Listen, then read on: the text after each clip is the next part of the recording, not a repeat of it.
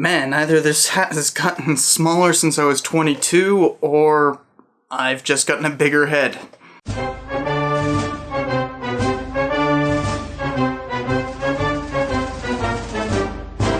Hey, Cypher here, and today I wanted to talk about all this stuff going on about the president asking for a military parade.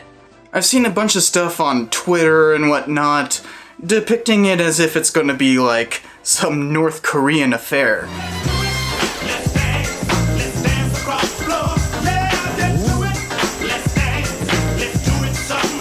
We kind of have this image of a dictator reviewing a bunch of military passing by, you know, with like missiles raised and whatnot.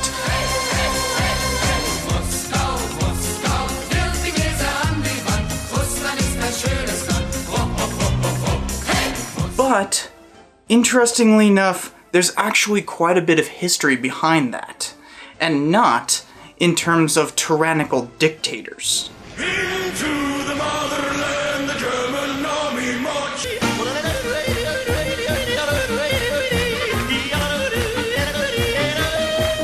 No, in terms of US history. You see, this request actually isn't really all that special.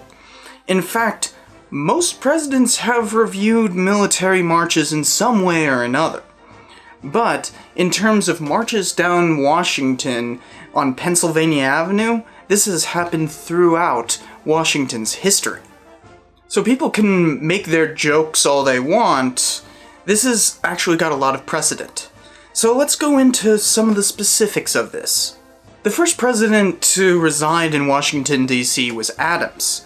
And for the 4th of July, he would regularly have a march of soldiers right down Pennsylvania Avenue. This tradition was continued by Jefferson. In fact, it would happen periodically all the way until Jackson. And there would be a victory parade in 1812 right down Pennsylvania Avenue. They were so happy with their victory that they threw a housewarming party. So regular military parades were actually common in the early Republic, but it just kind of faded away over time. What really brought it back were various wars, especially the Civil War. Andrew Johnson had a major military review called the Grand Review during his presidency. In fact, it was probably the biggest military parade in Washington history. It was brought back in 1918 and 1919, with good old Willie reviewing it. And while it's nothing bad that Wilson did, since it was really just in the context of World War I being won, it does deserve a good old Wilson! During the interwar period, there was a very different kind of military march down Pennsylvania Avenue. And there was a march of US military veterans down Pennsylvania Avenue, and then they eventually occupied the mall, called the Bonus Army. They were called this because they were asking for early payments on their bonuses from World War I. This march was eventually broken up by the Standing Army, including a roll of tanks down Pennsylvania Avenue by George S. Patton. Yes, that Patton. So they straight up had tanks rolling against veterans on a march down Pennsylvania Avenue.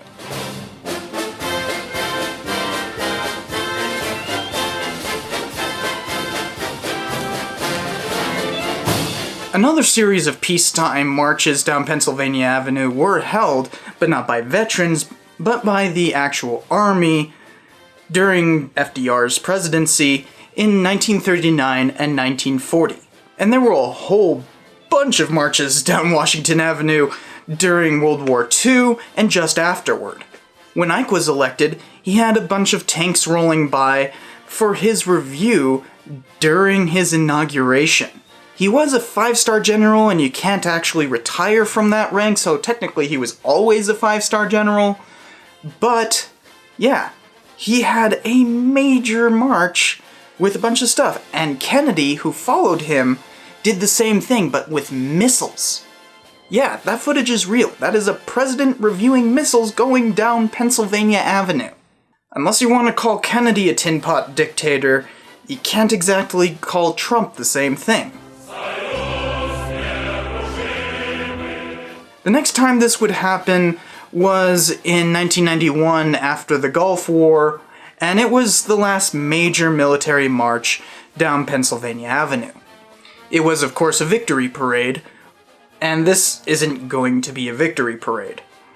So, there is a lot of precedent for this, and we shouldn't be freaking out and making jokes about it because it's kind of playing into a major misconception about US history.